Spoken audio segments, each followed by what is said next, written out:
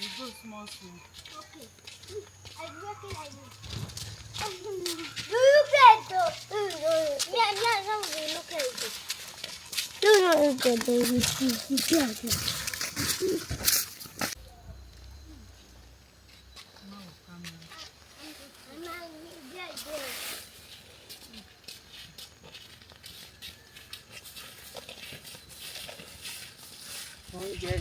Don't eat it.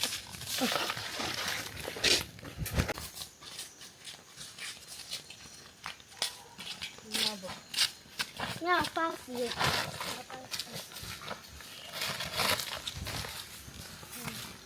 That's all the big apple. Give back the leg.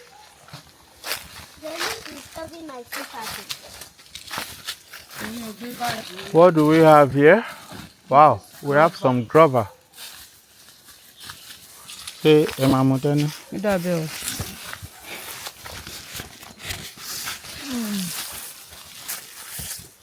Okay. Oh, come here. Show one. Two. 1, 2. Very big one. 2. You see it? Yes, Matt, I cannot see it. We cover it by your normal.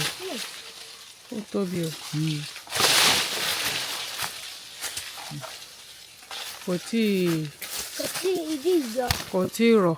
That is why kò ṣe lè rí fan. Manola, ẹ máa wọlé wọ́n lè tẹ kinní sílẹ̀ o. Torí òun fò kiri. No, just stay where you are.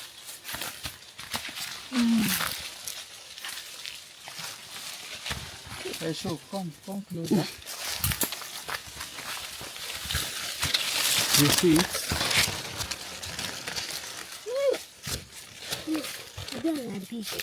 Wow, beautiful people. This is natural guava. Natural guava. You see the size of my hand? Wow, beautiful.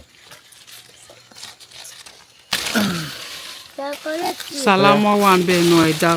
Another, hold it. Hold it. It's not their seed. Mommy, the color is yellow. See, Philip, I can't take it. It's so green. It's so small. And I'm taking it. This ain't the ripe.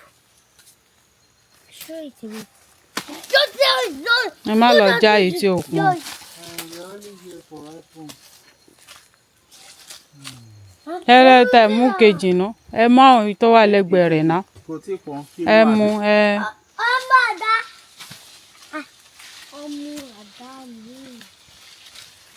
This is my lemon.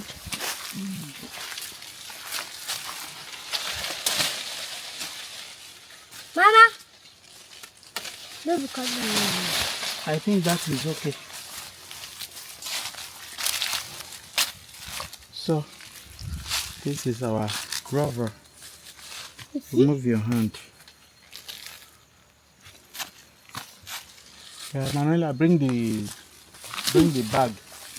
Bag, good.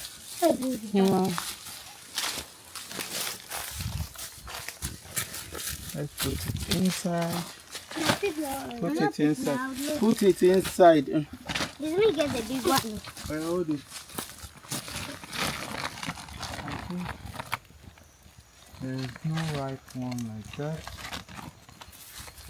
Mélòó ló wà ń bẹ̀? You see? Mẹ́ta. Ẹ máa ká kan sí kó pé o. Iva, me and baby will eat too. No, you and baby will take the big one.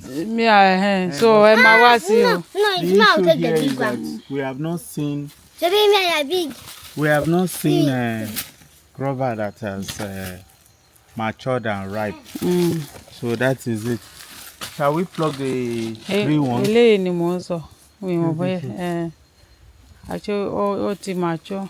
Actually, at this time now, it's the nutrients. Ó máa dùn. We need the nutrients. Okay? Let us get some. What about these ones? Kò fi sínú ẹ. I know. Let me see this side.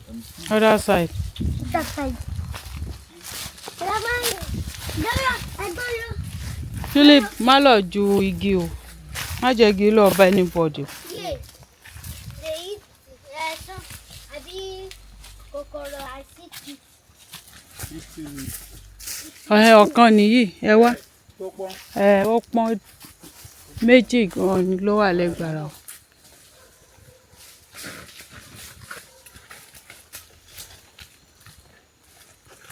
Mom, can I have the big one?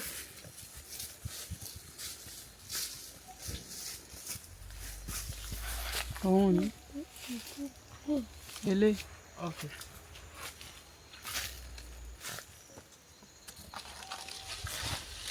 And guavas are a bit stubborn. Sometimes it's better just grab it. Sorry. No, that's it. Big my own. That's my own. Ṣebí méjì ló wà ńbẹ̀.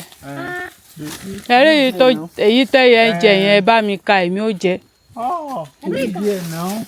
Na bed chop am, me I will chop.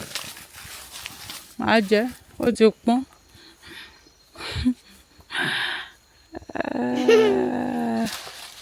Rí bó ṣe pọ́n yoyoyo. Àwọn ẹyẹ náà ń gbádùn. Yeah, you see, I really want to go through. You see as a ripe. Oh. Hey. If you wash it first. If you wash it, you eat it. This is inside there. Ó ti dry. Ọlọ́run mọ̀ gbà tó ti wà open. Kó lo ààrẹ má lọ jẹ nǹkan tí ò dáa.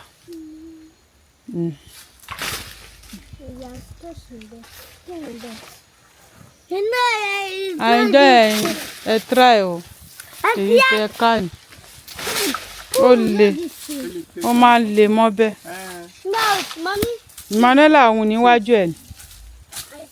Fígì ní sí má lọ ṣe mistake yọ sílẹ̀. Fi síbẹ̀. Fílẹ̀ bẹ́ẹ̀.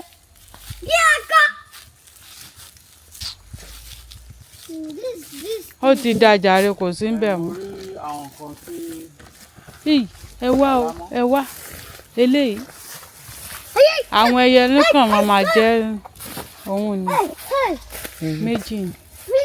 Ẹ̀rí àbí. Má pariwo náà.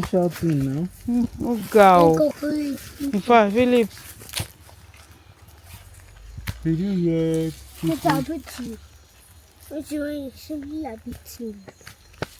Manuela, we are getting ready to. Gbé báàgì ọwọ́ ẹ lẹ̀.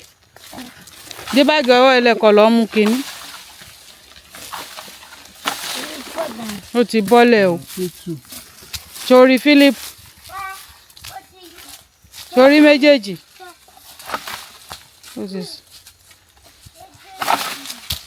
Ó yá wá mú eléyìí.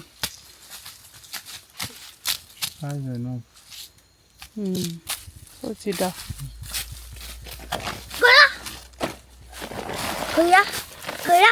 Mama, I didn't know you. There's one I desire to pluck. They are mature. Philip kúrò ńbẹ̀.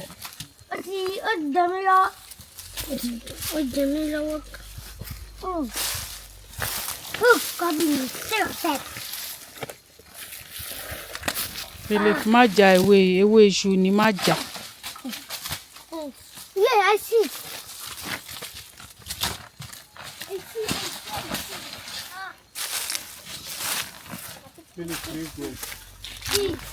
Salamo cover them.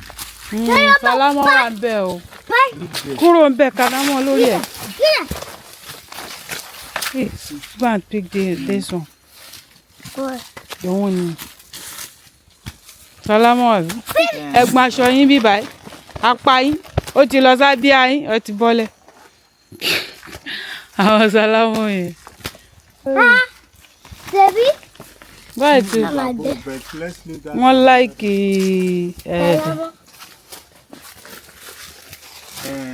wọ́n like kìíní o. Ó ti dà bẹ́ẹ̀ jàre. Another day.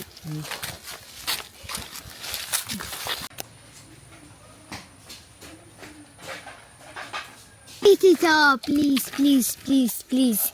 Give me, please. No, it's mother. That's one day. Please, if you eat, you will eat it.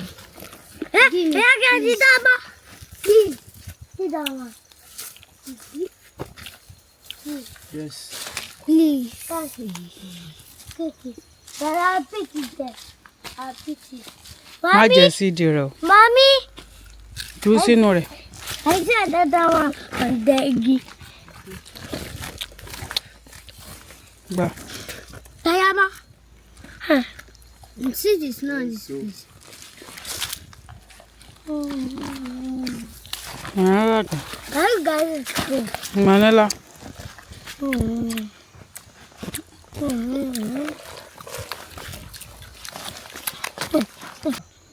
Thank you, Ma.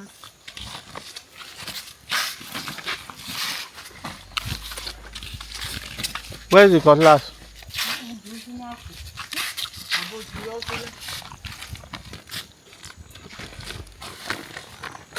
Bóyá ọkàn rẹ̀ ò trust pé bóyá ó ti yọ sílẹ̀ ni. Wúwà ń bẹ.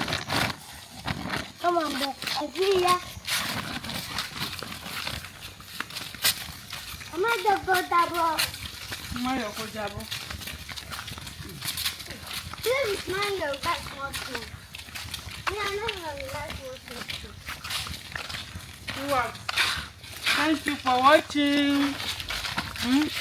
Thank you for watching. Oh. Bye bye. Bye bye. Bye bye. Wow. Wow. Wow.